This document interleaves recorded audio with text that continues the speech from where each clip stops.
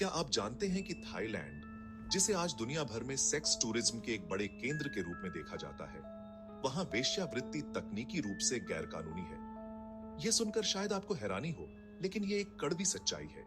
यह एक ऐसा विरोधाभास है जो कई सवाल खड़े करता है। आखिर ऐसा कैसे हुआ कि एक देश जहां यह पेशा कानून की नजरों में गलत है, वहीं यह इतना खुलेआम और इतने बड़े पैमाने पर फलता फूलता रहा। इस कहानी की जड़ें सिर्फ आज की चमक धमक या अंधेरी गलियों में नहीं, बल्कि सदियों पुराने इतिहास, सामाजिक मान्यताएं और बाहरी ताकतों के दखल में छिपी हुई है। यह सिर्फ जिस्म के सौदे की कहानी नहीं है, बल्कि यह कहानी है गरीबी। अतीत में बहुत पीछे, जब थाईलैंड को सियाम कहा जाता था, तब समाज का ताना बाना आज से बिल्कुल अलग था। उस दौर में, यानी अयुत्थाया साम्राज्य, जो 1351 से 1767 तक रहा, उस समय वेश्यावृत्ति को आज की तरह कलंक के रूप में नहीं देखा जाता था। यह समाज का एक स्वीकृत हिस्सा थी, जिसे सरकारी नियंत्रण में रखा जाता था। जी हां, आपने सही सुना। सरकार खुद इस पेशे को नियंत्रित करती थी और इससे कर यानी टैक्स भी वसूलती थी। यह एक संगठित व्यवस्था थी। वेश्यालयों को लाइसेंस दिए जाते थे। 19वीं सदी आते आते वेश्यावृत्ति ने अपनी जड़ें और भी गहरी कर ली थी। यह सिर्फ कुछ खास इलाकों तक सीमित नहीं रही, बल्कि समाज के हर तबके में मौजूद थी। महिलाओं की स्थिति मजबूत नहीं थी, शिक्षा सीमित थी, रोजगार के अवसर सीमित थे, गरीबी छाई हुई थी। कई गरीब परिवारों के लिए यह एक विकल्प बन गया था, अपनी बेटी को वेश्यालय में भेजना या किसी अमीर आदमी की माइनर वाइफ बनाना, गरीबी से बाहर निकलने का एक जरिया। 20वीं सदी की शुरुआत में थाईलैंड एक बड़े बदलाव के दौर से गुजर रहा था। राजा रामपंचम, जिन्हें चुलालोंकोर्न कहा जाता है, एक दूरदर्शी और सुधारवादी शासक थे। वह थाईलैंड का आधुनिकीकरण करना चाहते थे और उसे पश्चिमी देशों की बराबरी में लाकर खड़ा करना चाहते थे। उन्होंने दास प्रथा का अंत किया, शिक्षा व्यवस्था में सुधार किए।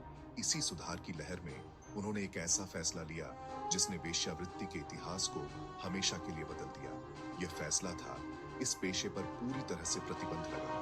क्या कानून बदल देता है? शायद नहीं। कानून तो बन गया, पर महिलाएं कहां गई? परिणाम, पेशा खत्म नहीं हुआ, अंडरग्राउंड हुआ। 20वीं सदी के मध्य में दुनिया एक और बड़े संघर्ष यानी वियतनाम युद्ध की आग में जल रही थी। इस युद्ध ने थाईलैंड के इतिहास और समाज पर एक ऐसा असर डाला जिसकी किसी ने कल्पना भी नहीं की थी। थाईलैंड अमेरिका का एक प्रमुख सहयोगी था और उसने अमेरिकी सेना को अपने यहां सैन्य अड्डे बनाने की इजाजत दी। हजारों की संख्या में अमेरिकी सैनिक युद्ध के तनाव से दूर आराम करने और मनोरंजन के लिए थाईलैंड आने लगे। इन सैनिकों के पास पैसा था और वे इसे खर्च करने के लिए तैयार थे। उनकी इस रेस्ट एंड रिक्रिएशन की जरूरत ने थाईलैंड में सेक्स इंडस्ट्री को एक नए और विस्फोटक रूप में जन्म दिया।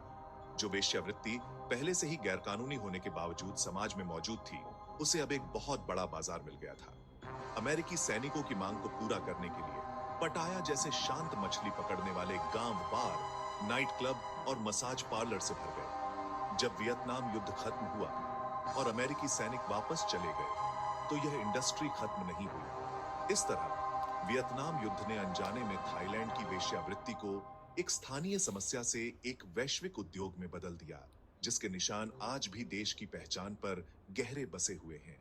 आज 2025 में थाईलैंड एक अजीब दौराहे पर खड़ा है। एक तरफ कानून है, 1960 का prevention and suppression of prostitution act आज भी लागू है, लेकिन जब आप रात में सड़कों पर निकलते हैं, बैंकॉक, पटाया, फुकेत की सड़कें आपको एक बिल्कुल अलग हकीकत दिखाई देती है। गोगो बार, मसाज पार्लर और एंटरटेनमेंट कॉम्प्लेक्स खुलेआम चल रहे हैं, और यह सब कुछ एक ऐसी इंडस्ट्री का हिस्सा है जिसका सालाना कारोबार अरबों डॉलर का है। यह कानून और हकीकत के बीच का एक गहरा विरोधाभास है।